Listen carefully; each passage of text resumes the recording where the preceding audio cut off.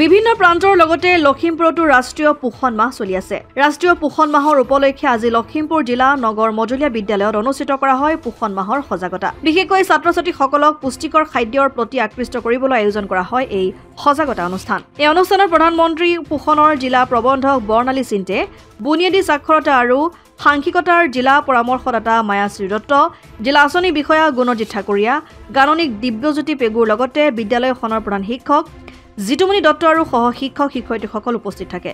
বিদ্যালয়খনৰ শাকনি বাৰীতে পুৱা প্ৰায় ৭৩ বিধ পুষ্টিকৰ শাক পাচলি ইয়াৰ গুণাগুণ আৰু উপকাৰিতাৰ বিষয়েও ছাত্ৰ-ছাত্ৰীসকলক অৱগত কৰোৱা হয়। পৰা আমাৰ বিদ্যালয়ত ৰাষ্ট্ৰীয় পোষণ মাহ চলি আছে এতিয়া, আৰু আজি অনুষ্ঠানটো আমি আয়োজন কৰিলোঁ। ইয়াত আমাৰ নিজৰ বাৰীত থকা স্কুলৰ বাউণ্ডেৰীতে থকা প্ৰায় ৭৩মান বিধ পাচলি আমি ইয়াত প্ৰদৰ্শন কৰিলোঁ, আৰু সেইখিনিৰ দ্বাৰা আমাৰ ছাৰ বাইদেউসকলো আহিছিলে। ইয়াৰ ৰাষ্ট্ৰীয় পোষণৰ লগত জড়িত থকা বাইদেউৰ ক্ষেত্ৰত বৰ্ণালী সিন্টে মেম, ঠাকুৰীয়া ছাৰ, পেগু, আকৌ আমাৰ পংকজ হাজৰিকা, গোটেইখিনি আহি পেলানি এৱাৰনেছখিনি দিলে ছাত্ৰ-ছাত্ৰীসকলক ভৱিষ্যতৰ প্ৰজন্মক কেনেকৈ আগবঢ়াই নিব পাৰি, এই বস্তুখিনি খাই আমি কেনেকৈ উপকৃত হ'ব পাৰোঁ। কাৰণ সমগ্ৰ বিশ্বত এতিয়া ভয়াৱহভাৱে বিভিন্ন ধৰণৰ মহামাৰী ৰোগবিলাক হৈছে একমাত্ৰ খাদ্যৰ কাৰণে। কাৰণ খাদ্য ভেজাল আৰু আমাৰ যিটো এনভাইৰনমেণ্ট সেইটো মানে প্ৰদূষিত হৈ গৈছে। সেইকাৰণে আমি নিজৰ বাৰীতে থকা, নিজৰ চাৰিওকাষে থকা খাদ্যবিলাক খাই কেনেকৈ আমি উপকৃত হ'ব পাৰি ছাত্ৰ-ছাত্ৰীসকলক কিন্তু বুজালে বাইদেউহঁতে গোটেইখিনিয়ে, আৰু ছাত্ৰ-ছাত্ৰীয়ে উপকৃত হৈছে। তেওঁলোকে কিছুমান বস্তু চিনি নাপাইছিলে, সেইখিনিও প্ৰতিও তেওঁলোকৰ এটা আইডিয়া এটা হ'ল, আৰু তেওঁলোকেও এটা সংকল্প লৈছে যে হয় এইখিনি বস্তু আমি বেয়া পাওঁ যদি খাম বুলি ভাবিছোঁ।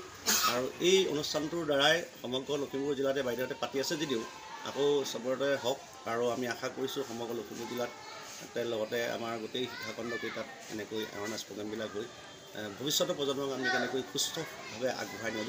যিহেতুকে স্বাস্থ্য যদি ভাল নহয় কেতিয়াও ভৱিষ্যত প্ৰজন্মটো আগবাঢ়ি যাব নোৱাৰে। যিমানেই আমি হেৰি নহওঁ, স্বাস্থ্যটো আমাক লাগিবই। গতিকে শেষত সকলোলৈকে এই অনুষ্ঠানটোলৈ আদৰণি জনাইছোঁ ইয়ালৈ, আৰু অনুষ্ঠানটো সুকলমে হৈ যাব বাইদেউসকলক, ছাৰসকলক আন্তৰিক অভিনন্দন জনাই।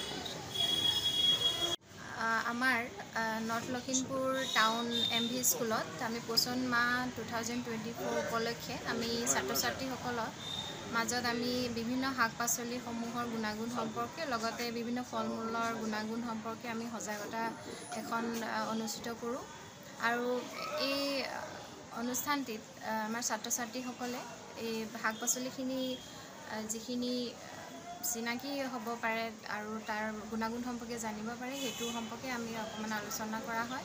আৰু আমি এই প্ৰগ্ৰেমটো যোৱা বছৰ প্ৰত্যেকখন বিদ্যালয়ত কৰিছিলোঁ, আৰু আমি এই বছৰ প্ৰত্যেকখন বিদ্যালয়তে অনুষ্ঠিত কৰাম। আৰু আমি প্ৰত্যেকজন ছাত্ৰ ছাত্ৰীক অনুৰোধ জনাওঁ যে তেওঁলোকৰ ঘৰত যিখিনি এভেইলেবল শাক পাচলি বা ফল মূল থাকে সেইখিনি বিদ্যালয়লৈ লৈ আহিব, আৰু বিদ্যালয়ত সেই শাক পাচলি বা ফল মূলৰ সম্পৰ্কে অকণমান আলোচনা কৰা হ'ব, আৰু সেই গুণাগুণ সম্পৰ্কে তেখেতসকলৰ স্বাস্থ্যৰ কি ইম্প্ৰুভমেণ্ট হ'ব সেইখিনি সম্পৰ্কে অকণমান আলোচনা কৰা হৈছে। আৰু বিভিন্ন ধৰণৰ অনুষ্ঠান ইয়াত অনুষ্ঠিত কৰা হ'ব, যেনে আমি সজাগতা সভা অনুষ্ঠিত কৰিম, আৰু সম্প্ৰীতি ভোজনো অনুষ্ঠান আমি আয়োজন কৰিম বুলি ভাবিছোঁ। লখিমপুৰৰ পৰা ৰাহানুদ্দিন আহমেদৰ ৰিপৰ্ট, অসম আদিত্য। NKS হুণ্ডাইলৈ স্বাগতম। নৰ্থ ইষ্টৰ প্ৰথম GDSI 2.0 ফিচাৰ্ছ ডিলাৰ হৈছে NKS হুণ্ডাই। অত্যাধুনিক সা সুবিধাৰে তৈয়াৰী মষ্ট আপডেটেড হুণ্ডাই ডিলাৰ এতিয়া ডিব্ৰুগড়ত। আমাৰ NKS হুণ্ডাই ডিলাৰত open sales consulted room, customer ৰুমৰ লগতে পুৰণি গাড়ীৰ এক্সচেঞ্জ ফেচিলিটিও ৰখা হৈছে।